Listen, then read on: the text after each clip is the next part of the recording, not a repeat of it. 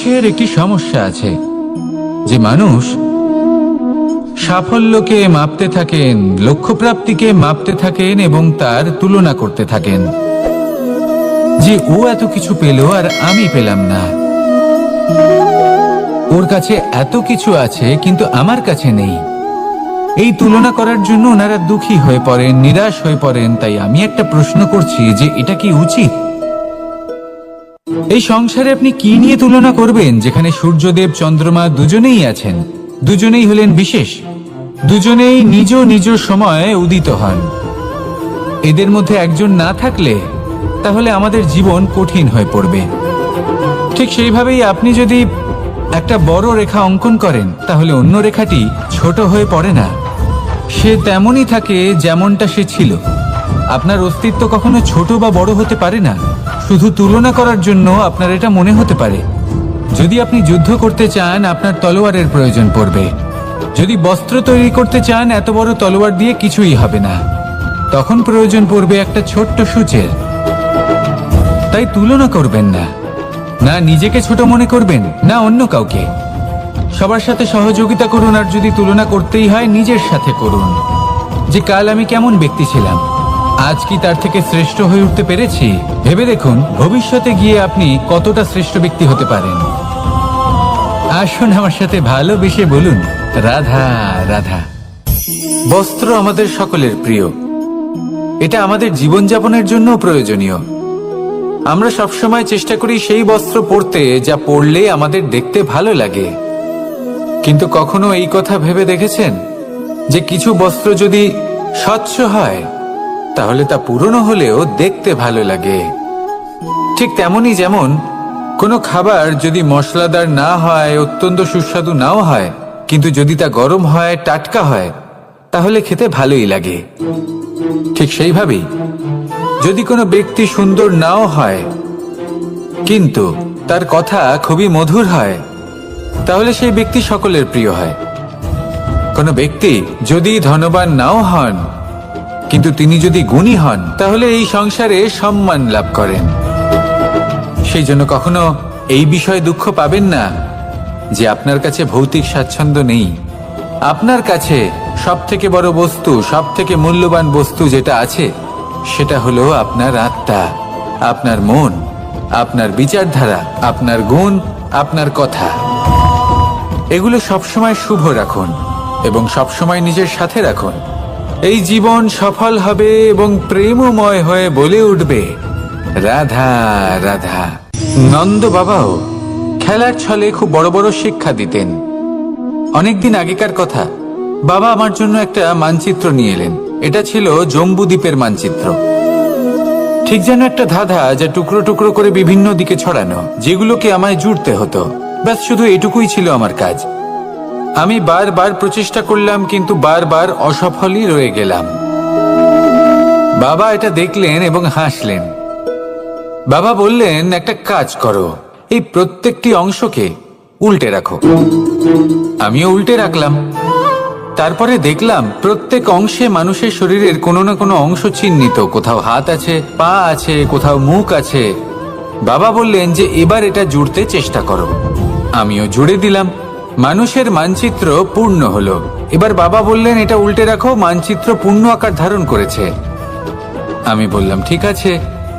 আমি উল্টে রাখলাম, দেখলাম জম্বুদ্বীপের মানচিত্র পূর্ণ হয়েছে। বাবা বললেন যদি দেশকে সফল করে তুলতে চাও, শক্তিশালী করতে চাও, স্থির বানাতে চাও, তাহলে সবার আগে দেশবাসীকে একত্রিত করতে শেখো। সকল সৈন্যগণ যখন একজোট হয়ে দাঁড়াবে তখন দেশের শক্তি আরো বেড়ে যাবে। শুধু তাই নয়, বাবা বললেন যদি ভালোবাসার সাথে জড়িয়ে পড়ো তাহলে পরমাত্মাও তোমার সামনে এসে দেখা দেবেন। তাহলে এটাই করুন আর আমার সাথে ভালোবেসে বলুন রাধা রাধা। ছোটবেলা থেকেই আমি গরু চড়িয়ে অভ্যস্ত, সেই জন্য সকলে আমাকে গোপাল নামে ডাকতো। কিন্তু গোপাল হয়ে আমি একটা অমূল্য শিক্ষা লাভ করেছি। আমি দেখেছি যে গৌশালাতে অনেক বাছুরের মধ্যে একটি গাই তার নিজের বাছুরকে অবশ্যই চিনে ফেলে। যেখানে সমস্ত বাছুর একই রকম দেখতে এবং প্রত্যেকের স্বরও সমান, তারপরেও সকল বাছুরের মধ্যে নিজের বাছুরকে ঠিক চিনতে পেরে যায় এবং তার সাথেই থাকে। ঠিক এইরকমই কিছুটা হয় আমাদের কর্ম এবং তার কর্মফল। আপনি সবার মাঝে থেকেও কোনো কর্ম যদি করেন, সেই কর্মফল সবার মধ্যে আপনাকে চিনে ফেলবে এবং আপনার সাথেই থাকবে। তাই যখনই কর্ম করবেন ভেবে চিন্তে করবেন। কোনো কর্ম করার আগে একবার ভেবে দেখুন, তাহলে জীবনে বারংবার অনুতপ্ত হতে হবে না। কারণ বিষয়টা কিছুটা এরকম যে এই সংসারে আপনি কাল, কর্মফল এবং সময়, এই তিনের হাত থেকে কখনো লুকোতে পারবেন না, কখনো পালাতেও পারবেন না। আসুন আমার সাথে ভালোবেসে বলুন, রাধা রাধা। জন্ম এবং মৃত্যু, একটি হলো জীবনের সূত্রপাত, আরেকটি জীবনের সমাপ্তি। এটা হলো একটি চক্র এবং প্রত্যেক চক্রের মতোই এটাও যেখান থেকে শুরু হয় সেখানে এসেই সমাপ্ত হয়। অর্থাৎ প্রত্যেক ব্যক্তি যারা জন্ম নিয়েছেন তার জন্মের সাথে এটা সুনিশ্চিত হয়ে যায় যে তার মৃত্যু হলো অবশ্যম্ভাবী। এই সংসারে এমন কিছুই নেই যা চিরকালের মতো থেকে যায়। এবার এটা আমরা সবাই জানি। আমাদের কাছে যে জীবনটা আছে, যেটা আমরা যাপন করতে পারি, সেই সময়কালে আমরা কি করতে পারি সেটা গুরুত্বপূর্ণ। এমন কিছু করুন যার ফলে মৃত্যুর পরেও আপনি অমর হয়ে থাকবেন। আমাদের কথা, আমাদের কর্ম এই সংসারে প্রেরণা প্রদান করতে পারে। আর যদি আমরা প্রেরণা নাও জোগাতে পারি, তাও এই সন্তোষ বোধ যেন থাকে যে আমরা আমাদের জীবন ব্যর্থ হতে দিইনি। এই জীবন যাপন করার ইচ্ছেতেই আমরা সময় ব্যর্থ করে দিই। আর এই জীবনকে যাপন করার সর্বশ্রেষ্ঠ উপায় হলো এটাই যে কখন আমাদের মৃত্যু হবে, কিভাবে আমাদের মৃত্যু হবে, এই চিন্তা ত্যাগ করে যেন আমরা বর্তমানে বেঁচে থাকি, আজকে বেঁচে থাকি, আজকে দাঁড়িয়ে কর্ম করি এবং আজ যে সংকট সামনে তার সম্মুখীন হই। ভবিষ্যতের পথ নিজে থেকেই উন্মুক্ত হবে। আপনার জীবনে অনেক বড় বড় বিপদরূপী পাথর আসবে। সেই পাথরগুলিকে এতটাই দুর্বল করে দিন যাতে সেই পথ আপনি অগ্রসর হওয়ার পরে আপনার পেছন পেছন যে সেই পথ দিয়ে আসবেন তিনিও যেন সহজেই পাথর চূর্ণ করে সামনে অগ্রসর হতে পারেন। মনে রাখবেন, আপনার প্রচেষ্টারও একটা মাহাত্ম্য আছে। যদি আপনি কোনো কেল্লার শিখরে পতাকা উত্তোলন নাও করতে পারেন, তাহলেও আপনার প্রচেষ্টার যে মাহাত্ম্য তা কখনো কমে যাবে না। সেই জন্য প্রচেষ্টা করতে থাকুন আর আমার সাথে ভালোবেসে বলুন, রাধা রাধা। মানুষ সবসময় চায় যে তার জীবনে যেন কখনো কোনো সমস্যাই না আসে। সে চায় তার জীবন যেন শুধুমাত্র শান্তি এবং সুখের দ্বারা পূর্ণ থাকে। কিন্তু এই চাহিদা অনুচিত কিছু নয়। আমরা সবাই এটাই চাই যে জীবনে সুখ থাক, শান্তি থাক। কিন্তু এই কথা সবসময় মনে রাখবেন, যে সূর্য উদিত হন সংসারকে প্রকাশমান করেন, দুপুরবেলায় সংসারকে রৌদ্র প্রদান করেন, সন্ধেবেলায় তাকেও অস্ত যেতে হয়। এবার আমাদের জীবন চক্র কিছুটা এরকমই। কোনো কিছুই চিরকাল একরকম থাকে না। কখনো এই নদীকে দেখুন যা বয়ে চলেছে। এই নদী যা বয়ে চলেছে তার পথেও অনেক বিপদ আসে। বড় বড় পাথরের সম্মুখীন হয়ে তাকেও সামনে এগিয়ে যেতে হয়। একটি পুকুর যা চারদিক থেকে ঘেরা, তার জীবনে কিন্তু কোনো সমস্যা নেই। কিন্তু এই সংসারে পুকুরের পুজো করা হয় না, পুজো করা হয় নদীকে। মনে রাখবেন, সমস্যার ঊর্ধ্বে তিনি উঠতে পারেন যিনি সমাধি লাভ করেছেন, যিনি এই সংসারেই নেই। যিনি এই সংসারে আছেন এবং জীবিত আছেন, তার জীবনের সমস্যা হলো শ্বাসবায়ুর মতোই গুরুত্বপূর্ণ। আসুন আমার সাথে ভালোবেসে বলুন, রাধা রাধা। বন হলো আমাদের সবারই প্রিয়। সেখানকার সৌন্দর্য, শান্তি, সেখানকার পরিবেশ আমাদের সকলের ভালো লাগে এবং সেখান থেকে আমরা কাঠ পাই, যা সংসারে আমাদের জীবনে আমাদের খুব সহায়ক হয়ে ওঠে। এর দ্বারা আমরা অনেক কিছুই প্রাপ্ত করতে পারি। অনেক বাদ্যযন্ত্র আমরা লাভ করতে পারি। এর অনেকভাবে প্রয়োগ সম্ভব। কিছু কাঠ অত্যন্ত সুগন্ধি হয় যা আমরা ঈশ্বরকে নিবেদন করি, যেমন চন্দন। এবার ভাবুন, একজন অসাবধানী ব্যক্তি, তার হাত থেকে ছোট্ট একটা আগুনের ফুলকি যদি সেখানে পড়ে, তাহলে তা সমগ্র বনকে ভস্ম করে দিতে পারে। আর যখন এই আগুন ছড়িয়ে পড়ে তখন তা কাউকে রেহাই দেয় না। অন্য বৃক্ষকে নয়, পাতাকে নয়, ফলকে নয়, কাঁটাকে নয়, কাউকে নয়, পথে যাকে পায় তাকেই ভস্ম করে দেয়। এই ছোট্ট আগুনের ফুলকি। কিন্তু এই ছোট্ট আগুনের ফুলকি সবার আগে কাকে ভস্ম করে? সেই সকল ছোট ছোট শুকনো পাতা, সেই ছোট ছোট গাছের ডাল। ঠিক সেইভাবেই আপনার জীবনে একজন খারাপ ব্যক্তি এসে হয়তো আপনার সমগ্র জীবন ধ্বংস করে দিতে পারে। আর আপনার এই জীবনে এই ছোট ছোট শুকনো পাতা এবং এই ছোট ছোট শুকনো কাঠ আপনার ছোট ছোট স্বার্থ। আপনার স্বার্থের দ্বারা এই অশুভ ব্যক্তি আপনার মনে অশুভ আবেগ বাড়িয়ে তুলবে এবং আস্তে আস্তে আপনার জীবন শেষ করে দিতে পারে। তাই মনে রাখবেন, এই জীবন অমূল্য। আপনি হলেন অমূল্য।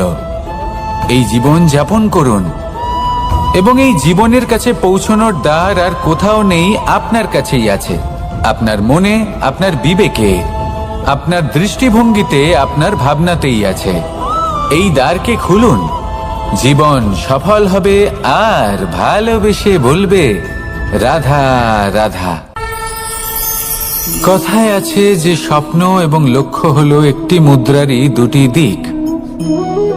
যতক্ষণ না স্বপ্ন দেখছেন ততক্ষণ বুঝবেন কি করে আপনার লক্ষ্য কি? স্বপ্ন দেখে যদি নিজের লক্ষ্য বুঝতে পারেন, সেটা পেতে চান, তবেই সেটা লাভ করতে পারবেন। কিন্তু স্বপ্ন এবং লক্ষ্য, এই দুইয়ের মধ্যে একটা ভারসাম্য রয়েছে যেটা বজায় রাখা প্রয়োজনীয়। একে আমরা বলে থাকি পরিশ্রম। দেখুন, যদি আপনি স্বপ্ন দেখতে চান তাহলে পরিশ্রম ত্যাগ করে নিদ্রা লাভ প্রয়োজন। কিন্তু যদি আপনি লক্ষ্য লাভ করতে চান তাহলে আপনাকে নিদ্রা ত্যাগ করে পরিশ্রম করতে হবে। তাই আলস্য ত্যাগ করুন এবং সিদ্ধান্ত নিন যে আপনি কি চান। আপনার জীবনের এই তুলাদণ্ডে স্বপ্নের পাল্লা ভারী হওয়া প্রয়োজন নাকি লক্ষ্যের? আমার মতে এই দুইয়ের মধ্যে যদি ভারসাম্য বজায় রাখেন তবে পথ নিজে থেকেই সামনে আসবে। শুধু সেই পথে অগ্রসর হতে থাকুন এবং আমার সাথে ভালোবেসে বলুন, রাধা রাধা।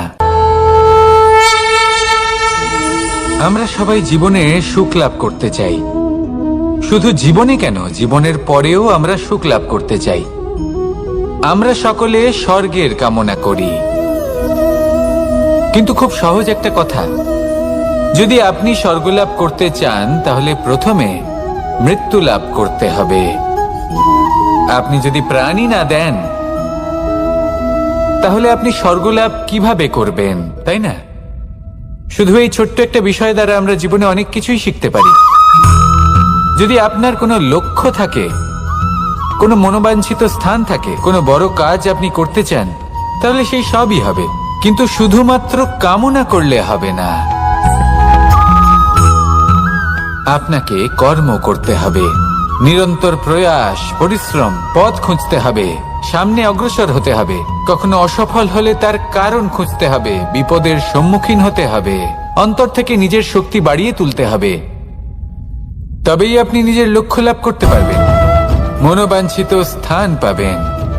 মহান নদী গঙ্গা একটি বিন্দু দ্বারা শুরু হয়, ধীরে ধীরে অগ্রসর হয়। কোনো পাথরে ধাক্কা খেলেও সে থামে না, বরং এগোতেই থাকে। তারপরেই সে মহান নদী গঙ্গা হয়ে উঠতে পারে। পরিশ্রম করুন, লক্ষ্য লাভ করুন, আর আমার সাথে ভালোবেসে বলুন, রাধা রাধা। এই সংসারে তিন ধরনের আবেগ অত্যন্ত গুরুত্বপূর্ণ, যা প্রত্যেক মানুষের জীবনে থাকে। প্রথমটা হলো আনন্দ, যা আমরা সবাই লাভ করতে চাই। দ্বিতীয় হলো ক্রোধ। এটা তখনই আসে যখন আমরা আমাদের উপর নিয়ন্ত্রণ হারাই বা কোনো পরিস্থিতি আমাদের প্রতিকূল হয়ে থাকে। তৃতীয় হলো দুঃখ। এই দুঃখ তখনই আসে যখন কোনো একটা পরিস্থিতি আমাদের মনের মতো হয় না বা আমাদের প্রিয়জন আমাদের বুঝতে পারেন না।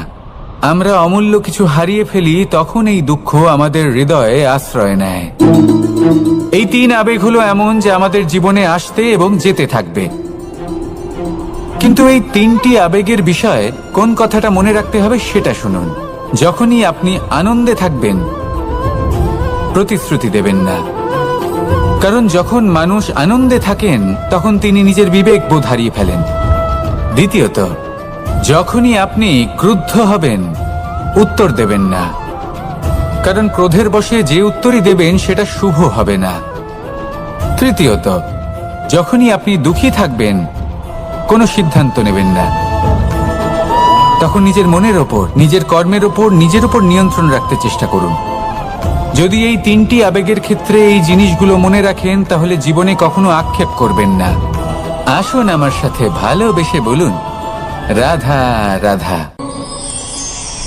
আমাদের মধ্যে বেশিরভাগ মানুষ কোনো না কোনো মহাশক্তির উপস্থিতিকে বিশ্বাস করেন। আমরা মনে করি যে এ হলো সেই মহাশক্তি যার প্রভাব, যার কৃপা চিরকাল আমাদের উপর বজায় থাকে। আমাদের কর্মের ওপর, কর্মফলের ওপর চিরকাল তার দৃষ্টি থাকে। আমাদের মধ্যে কেউ একে ঈশ্বর মনে করেন, কেউ বা প্রকৃতি মনে করেন, বা কেউ কোনো গৃহপালিত পশুর মধ্যে মহাশক্তির দর্শন লাভ করেন, বা কেউ কোনো বস্তুর মধ্যে।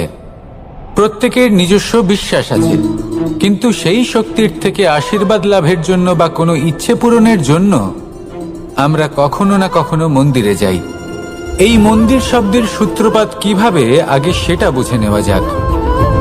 মন্দির এই শব্দের আরম্ভ হলো মনের দ্বারা, কিন্তু বেশিরভাগ মানুষ যখনই মন্দিরে যান কোনো ইচ্ছে পূরণের জন্য বা ইচ্ছে পূরণ হওয়ার পরে ধন্যবাদ দেওয়ার জন্য, তখন তিনি শুধুমাত্র শারীরিকভাবে সেখানে উপস্থিত থাকেন। তার মন তো সাংসারিক কাজের মধ্যেই ঘোরাফেরা করতে থাকে, তাই না?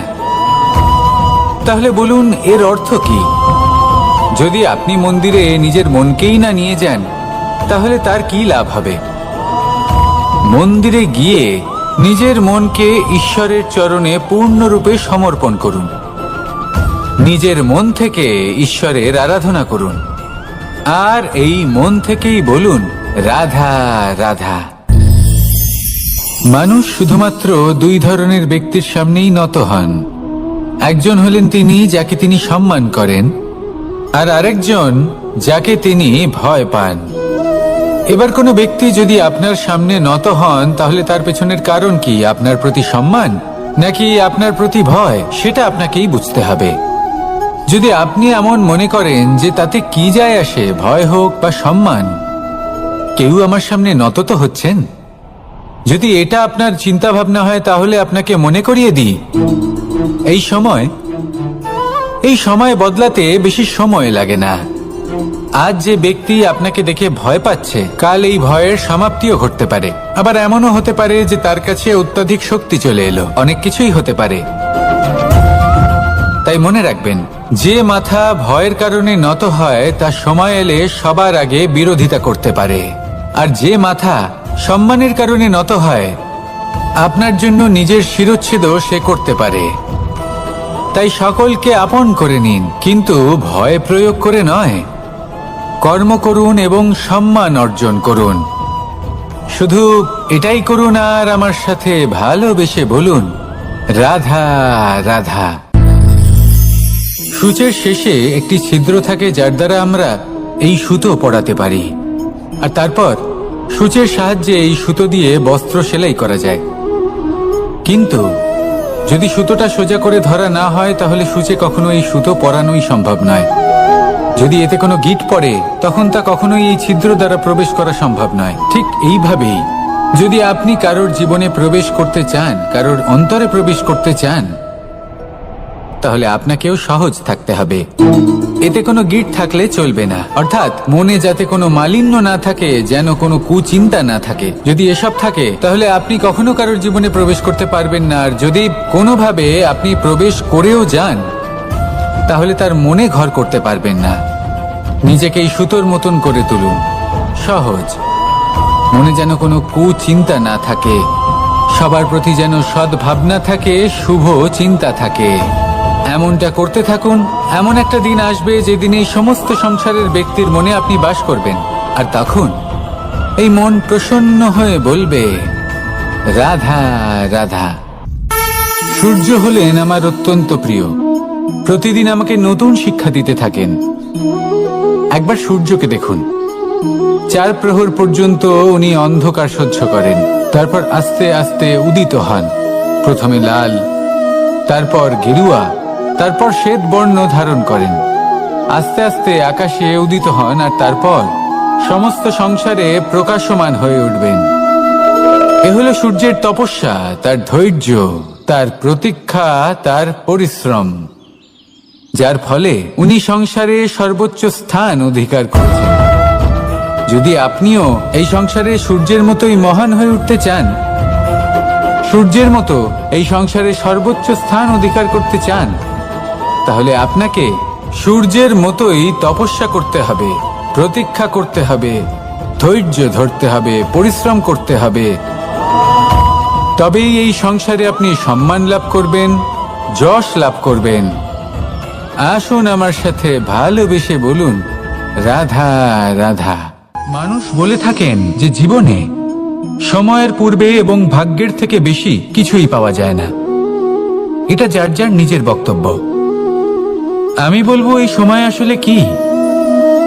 এই সময় হলো যাতে যুগ যুগান্তর নিহিত আছে, যার মধ্যে দিন আছে, মাস আছে, বছর আছে, ঠিক কিনা? বাস্তবে আপনার কাছে সময় কতটা আছে যা আপনি সদ্ব্যবহার করতে পারেন? তখন থেকে আছে যখন থেকে আপনি নিজেকে বুঝতে শুরু করেন। ততক্ষণ আছে যতক্ষণ না আপনি এই সংসার ছেড়ে চলে যাচ্ছেন। শুধু এটুকু সময় আছে আপনার কাছে। আর যদি ভাগ্যের কথা বলা হয়, তাহলে ভাগ্য হলো সেই পরিস্থিতি যখন মানুষ নিজেকে সময়ের হাতে সমর্পণ করে দেন, তাকে ভাগ্য বলে। অর্থাৎ আপনি জীবনে পরিশ্রম করেছেন, বিপদের সম্মুখীন হয়েছেন, সামনে এগিয়ে গেছেন, কোথাও পৌঁছে গেছেন, এবং তখন আপনার মনে হলো যে ব্যাস এখানেই থেমে যাওয়া উচিত। তাহলে সেটাই হবে আপনার ভাগ্য। যদি ভাগ্যের কথা বলা হয়, তাহলে বলবো সত্যবানের ভাগ্যে মৃত্যু লেখা ছিল, কিন্তু সাবিত্রীর কর্ম তাকে পুনর্জীবিত করে তুলেছিল। অর্থাৎ এই ভাগ্য বদল করা সম্ভব কর্ম এবং পরিশ্রমের দ্বারা। ভেবে দেখুন, রাবণ মাতা সীতাকে হরণ করেছিল। যদি শ্রীরাম সেটাকে ভাগ্য বলে মেনে নিতেন, তাহলে কখনো ভাগ্য বিধাতা হয়ে উঠতে পারতেন না।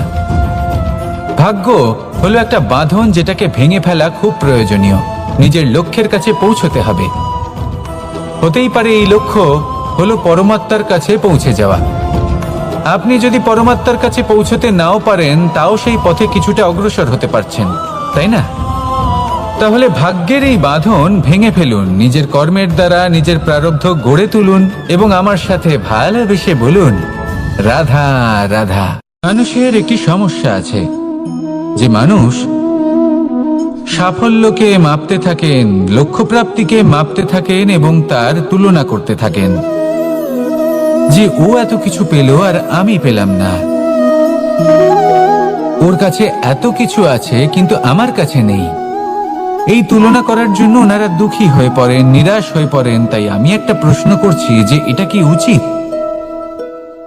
এই সংসারে আপনি কি নিয়ে তুলনা করবেন, যেখানে সূর্যদেব চন্দ্রমা দুজনেই আছেন, দুজনেই হলেন বিশেষ, দুজনেই নিজ নিজ সময়ে উদিত হন। এদের মধ্যে একজন না থাকলে তাহলে আমাদের জীবন কঠিন হয়ে পড়বে। ঠিক সেইভাবেই আপনি যদি একটা বড় রেখা অঙ্কন করেন, তাহলে অন্য রেখাটি ছোট হয়ে পড়ে না, সে তেমনই থাকে যেমনটা সে ছিল। আপনার অস্তিত্ব কখনো ছোট বা বড় হতে পারে না। শুধু তুলনা করার জন্য আপনার এটা মনে হতে পারে। যদি আপনি যুদ্ধ করতে চান, আপনার তলোয়ারের প্রয়োজন পড়বে। যদি বস্ত্র তৈরি করতে চান, এত বড় তলোয়ার দিয়ে কিছুই হবে না, তখন প্রয়োজন পড়বে একটা ছোট্ট সূচের। তাই তুলনা করবেন না, না নিজেকে ছোট মনে করবেন, না অন্য কাউকে।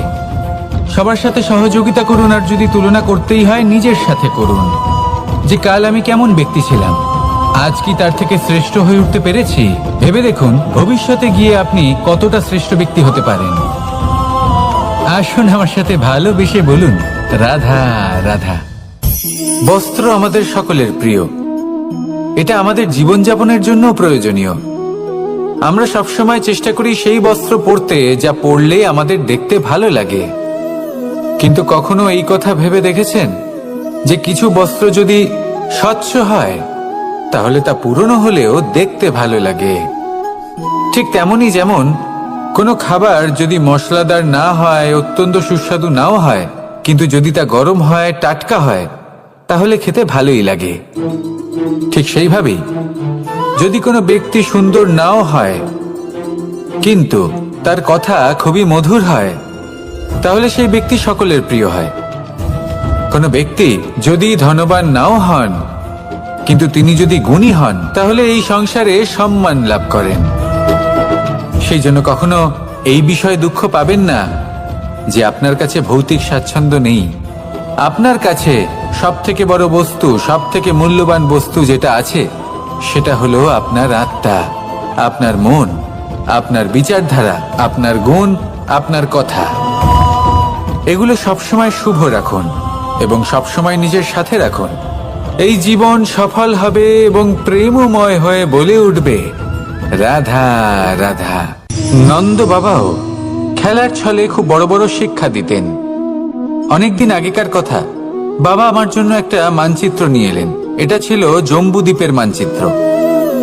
ঠিক যেন একটা ধাঁধা, যা টুকরো টুকরো করে বিভিন্ন দিকে ছড়ানো, যেগুলোকে আমায় জুড়তে হতো। ব্যাস শুধু এটুকুই ছিল আমার কাজ। আমি বারবার প্রচেষ্টা করলাম, কিন্তু বারবার অসফলই রয়ে গেলাম। বাবা এটা দেখলেন এবং হাসলেন। বাবা বললেন, একটা কাজ করো, এই প্রত্যেকটি অংশকে উল্টে রাখো। আমিও উল্টে রাখলাম। তারপরে দেখলাম প্রত্যেক অংশে মানুষের শরীরের কোনো না কোনো অংশ চিহ্নিত। কোথাও হাত আছে, পা আছে, কোথাও মুখ আছে। বাবা বললেন যে এবার এটা জুড়তে চেষ্টা করো। আমিও জুড়ে দিলাম। মানুষের মানচিত্র পূর্ণ হলো। এবার বাবা বললেন, এটা উল্টে রাখো, মানচিত্র পূর্ণ আকার ধারণ করেছে। আমি বললাম, ঠিক আছে। আমি উল্টে রাখলাম। দেখলাম জম্বুদ্বীপের মানচিত্র পূর্ণ হয়েছে। বাবা বললেন, যদি দেশকে সফল করে তুলতে চাও, শক্তিশালী করতে চাও, স্থির বানাতে চাও, তাহলে সবার আগে দেশবাসীকে একত্রিত করতে শেখো। সকল সৈন্যগণ যখন একজোট হয়ে দাঁড়াবে, তখন দেশের শক্তি আরো বেড়ে যাবে। শুধু তাই নয়, বাবা বললেন, যদি ভালোবাসার সাথে জড়িয়ে পড়ো, তাহলে পরমাত্মাও তোমার সামনে এসে দেখা দেবেন। তাহলে এটাই করুন আর আমার সাথে ভালোবেসে বলুন, রাধা রাধা। ছোটবেলা থেকেই আমি গরু চড়িয়ে অভ্যস্ত। সেই জন্য সকলে আমাকে গোপাল নামে ডাকত। কিন্তু গোপাল হয়ে আমি একটা অমূল্য শিক্ষা লাভ করেছি। আমি দেখেছি যে গৌশালাতে অনেক বাছুরের মধ্যে একটি গাই তার নিজের বাছুরকে অবশ্যই চিনে ফেলে। যেখানে সমস্ত বাছুর একই রকম দেখতে এবং প্রত্যেকের স্বরও সমান, তারপরেও সকল বাছুরের মধ্যে নিজের বাছুরকে ঠিক চিনতে পেরে যায় এবং তার সাথেই থাকে। ঠিক এইরকমই কিছুটা হয় আমাদের কর্ম এবং তার কর্মফল। আপনি সবার মাঝে থেকেও কোনো কর্ম যদি করেন, সেই কর্মফল সবার মধ্যে আপনাকে চিনে ফেলবে এবং আপনার সাথেই থাকবে। তাই যখনই কর্ম করবেন, ভেবে চিন্তে করবেন। কোনো কর্ম করার আগে একবার ভেবে দেখুন, তাহলে জীবনে বারংবার অনুতপ্ত হতে হবে না।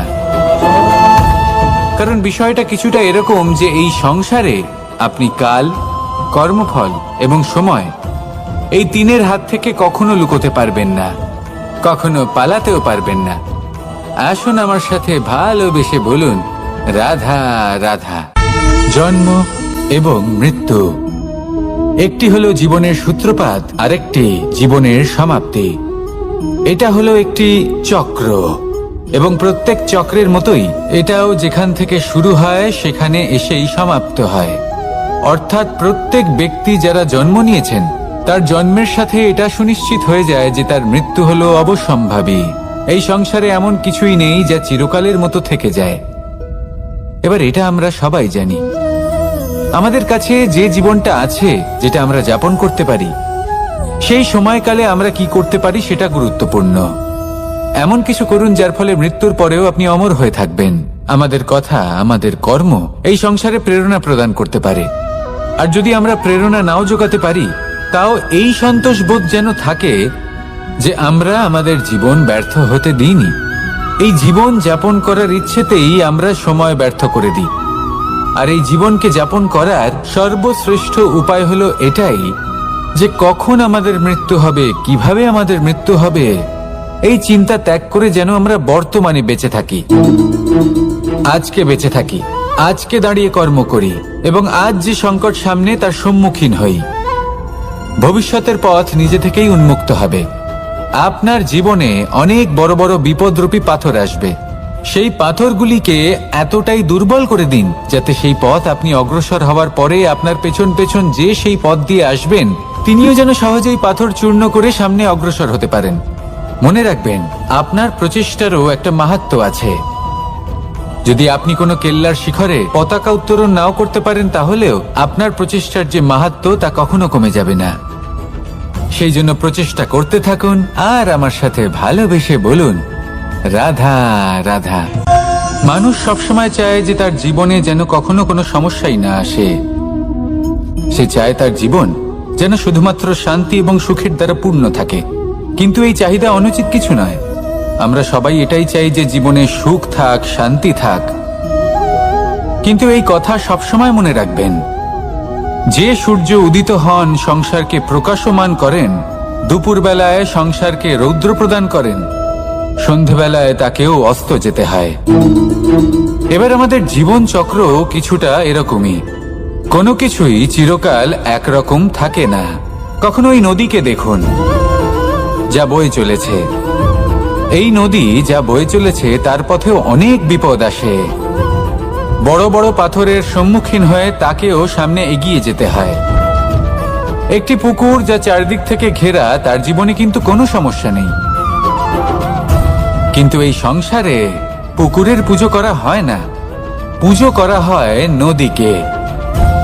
মনে রাখবেন, সমস্যার ঊর্ধ্বে তিনি উঠতে পারেন যিনি সমাধি লাভ করেছেন, যিনি এই সংসারেই নেই।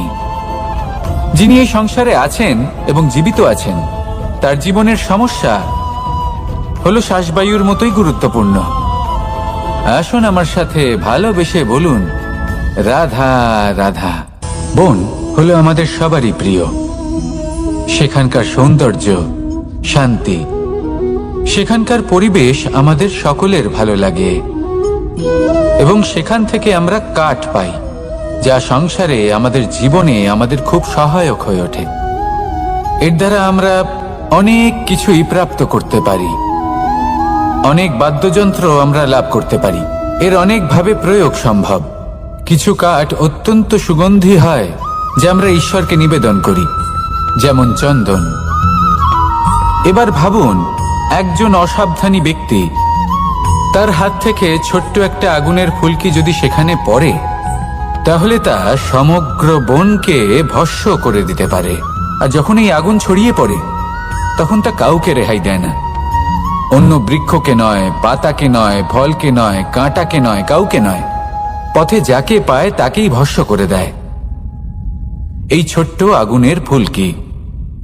কিন্তু এই ছোট্ট আগুনের ফুলকি সবার আগে কাকে ভস্ম করে? সেই সকল ছোট ছোট শুকনো পাতা, সেই ছোট ছোট গাছের ডাল। ঠিক সেইভাবেই আপনার জীবনে একজন খারাপ ব্যক্তি এসে হয়তো আপনার সমগ্র জীবন ধ্বংস করে দিতে পারে। আর আপনার এই জীবনে এই ছোট ছোট শুকনো পাতা এবং এই ছোট ছোট শুকনো কাঠ আপনার ছোট ছোট স্বার্থ। আপনার স্বার্থের দ্বারা এই অশুভ ব্যক্তি আপনার মনে অশুভ আবেগ বাড়িয়ে তুলবে এবং আস্তে আস্তে আপনার জীবন শেষ করে দিতে পারে। তাই মনে রাখবেন, এই জীবন অমূল্য। আপনি হলেন অমূল্য। এই জীবন যাপন করুন এবং এই জীবনের কাছে পৌঁছানোর দ্বার আর কোথাও নেই, আপনার কাছেই আছে। আপনার মনে, আপনার বিবেকে, আপনার দৃষ্টিভঙ্গিতে, আপনার ভাবনাতেই আছে। এই দ্বারকে খুলুন, জীবন সফল হবে আর ভালোবেসে বলবে, রাধা রাধা। কথায় আছে যে স্বপ্ন এবং লক্ষ্য হলো একটি মুদ্রারই দুটি দিক। যতক্ষণ না স্বপ্ন দেখছেন ততক্ষণ বুঝবেন কি করে আপনার লক্ষ্য কি? স্বপ্ন দেখে যদি নিজের লক্ষ্য বুঝতে পারেন, সেটা পেতে চান, তবেই সেটা লাভ করতে পারবেন। কিন্তু স্বপ্ন এবং লক্ষ্য, এই দুইয়ের মধ্যে একটা ভারসাম্য রয়েছে যেটা বজায় রাখা প্রয়োজনীয়। একে আমরা বলে থাকি পরিশ্রম। দেখুন, যদি আপনি স্বপ্ন দেখতে চান তাহলে পরিশ্রম ত্যাগ করে নিদ্রা লাভ প্রয়োজন, কিন্তু যদি আপনি লক্ষ্য লাভ করতে চান তাহলে আপনাকে নিদ্রা ত্যাগ করে পরিশ্রম করতে হবে। তাই আলস্য ত্যাগ করুন এবং সিদ্ধান্ত নিন যে আপনি কি চান। আপনার জীবনের এই তুলাদণ্ডে স্বপ্নের পাল্লা ভারী হওয়া প্রয়োজন নাকি লক্ষ্যের? আমার মতে এই দুইয়ের মধ্যে যদি ভারসাম্য বজায় রাখেন তবে পথ নিজে থেকেই সামনে আসবে। শুধু সেই পথে অগ্রসর হতে থাকুন এবং আমার সাথে ভালোবেসে বলুন, রাধা রাধা। আমরা সবাই জীবনে সুখ লাভ করতে চাই। শুধু জীবনে কেন, জীবনের পরেও আমরা সুখ লাভ করতে চাই। আমরা সকলে স্বর্গের কামনা করি। কিন্তু খুব সহজ একটা কথা, যদি আপনি স্বর্গ লাভ করতে চান তাহলে প্রথমে মৃত্যু লাভ করতে হবে। আপনি যদি প্রাণই না দেন তাহলে আপনি স্বর্গ লাভ কিভাবে করবেন, তাই না? শুধু এই ছোট্ট একটা বিষয় দ্বারা আমরা জীবনে অনেক কিছুই শিখতে পারি। যদি আপনার কোনো লক্ষ্য থাকে, কোনো মনোবাঞ্ছিত স্থান থাকে, কোনো বড় কাজ আপনি করতে চান, তাহলে সেই সবই হবে। কিন্তু শুধুমাত্র কামনা করলে হবে না, আপনাকে কর্ম করতে হবে, নিরন্তর প্রয়াস, পরিশ্রম, পথ খুঁজতে হবে, সামনে অগ্রসর হতে হবে। কখনো অসফল হলে তার কারণ খুঁজতে হবে, বিপদের সম্মুখীন হতে হবে, অন্তর থেকে নিজের শক্তি বাড়িয়ে তুলতে হবে। তবেই আপনি নিজের লক্ষ্য লাভ করতে পারবেন, মনোবাঞ্ছিত স্থান পাবেন। মহানদী গঙ্গা একটি বিন্দু দ্বারা শুরু হয়, ধীরে ধীরে অগ্রসর হয়। কোনো পাথরে ধাক্কা খেলেও সে থামে না, বরং এগোতেই থাকে। তারপরেই সে মহান নদী গঙ্গা হয়ে উঠতে পারে। পরিশ্রম করুন, লক্ষ্য লাভ করুন, আর আমার সাথে ভালোবেসে বলুন, রাধা রাধা। এই সংসারে তিন ধরনের আবেগ অত্যন্ত গুরুত্বপূর্ণ, যা প্রত্যেক মানুষের জীবনে থাকে। প্রথমটা হলো আনন্দ, যা আমরা সবাই লাভ করতে চাই। দ্বিতীয় হলো ক্রোধ। এটা তখনই আসে যখন আমরা আমাদের উপর নিয়ন্ত্রণ হারাই বা কোনো পরিস্থিতি আমাদের প্রতিকূল হয়ে থাকে। তৃতীয় হলো দুঃখ। এই দুঃখ তখনই আসে যখন কোনো একটা পরিস্থিতি আমাদের মনের মতো হয় না, বা আমাদের প্রিয়জন আমাদের বুঝতে পারেন না, আমরা অমূল্য কিছু হারিয়ে ফেলি। তখন এই দুঃখ আমাদের হৃদয়ে আশ্রয় নেয়। এই তিন আবেগ হলো এমন যে আমাদের জীবনে আসতে এবং যেতে থাকবে। কিন্তু এই তিনটি আবেগের বিষয়ে কোন কথাটা মনে রাখতে হবে সেটা শুনুন। যখনই আপনি আনন্দে থাকবেন, প্রতিশ্রুতি দেবেন না, কারণ যখন মানুষ আনন্দে থাকেন তখন তিনি নিজের বিবেক বোধ হারিয়ে ফেলেন। দ্বিতীয়ত, যখনই আপনি ক্রুদ্ধ হবেন, উত্তর দেবেন না, কারণ ক্রোধের বশে যে উত্তরই দেবেন সেটা শুভ হবে না। তৃতীয়ত, যখনই আপনি দুঃখী থাকবেন, কোনো সিদ্ধান্ত নেবেন না, তখন নিজের মনের ওপর, নিজের কর্মের ওপর, নিজের ওপর নিয়ন্ত্রণ রাখতে চেষ্টা করুন। যদি এই তিনটি আবেগের ক্ষেত্রে এই জিনিসগুলো মনে রাখেন তাহলে জীবনে কখনো আক্ষেপ করবেন না। আসুন আমার সাথে ভালোবেসে বলুন, রাধা রাধা। আমাদের মধ্যে বেশিরভাগ মানুষ কোনো না কোনো মহাশক্তির উপস্থিতিকে বিশ্বাস করেন। আমরা মনে করি যে এ হলো সেই মহাশক্তি যার প্রভাব, যার কৃপা চিরকাল আমাদের উপর বজায় থাকে। আমাদের কর্মের ওপর, কর্মফলের ওপর চিরকাল তার দৃষ্টি থাকে। আমাদের মধ্যে কেউ একে ঈশ্বর মনে করেন, কেউ বা প্রকৃতি মনে করেন, বা কেউ কোনো গৃহপালিত পশুর মধ্যে মহাশক্তির দর্শন লাভ করেন, বা কেউ কোনো বস্তুর মধ্যে। প্রত্যেকের নিজস্ব বিশ্বাস আছে, কিন্তু সেই শক্তির থেকে আশীর্বাদ লাভের জন্য বা কোনো ইচ্ছে পূরণের জন্য আমরা কখনো না কখনো মন্দিরে যাই। এই মন্দির শব্দের সূত্রপাত কিভাবে, আগে সেটা বুঝে নেওয়া যাক। মন্দির এই শব্দের আরম্ভ হলো মনের দ্বারা, কিন্তু বেশিরভাগ মানুষ যখনই মন্দিরে যান কোনো ইচ্ছে পূরণের জন্য বা ইচ্ছে পূরণ হওয়ার পরে ধন্যবাদ দেওয়ার জন্য, তখন তিনি শুধুমাত্র শারীরিকভাবে সেখানে উপস্থিত থাকেন, তার মন তো সাংসারিক কাজের মধ্যেই ঘোরাফেরা করতে থাকে, তাই না? তাহলে বলুন, এর অর্থ কি? যদি আপনি মন্দিরে নিজের মনকেই না নিয়ে যান, তাহলে তার কি লাভ হবে? মন্দিরে গিয়ে নিজের মনকে ঈশ্বরের চরণে পূর্ণরূপে সমর্পণ করুন। নিজের মন থেকে ঈশ্বরের আরাধনা করুন, আর এই মন থেকেই বলুন, রাধা রাধা।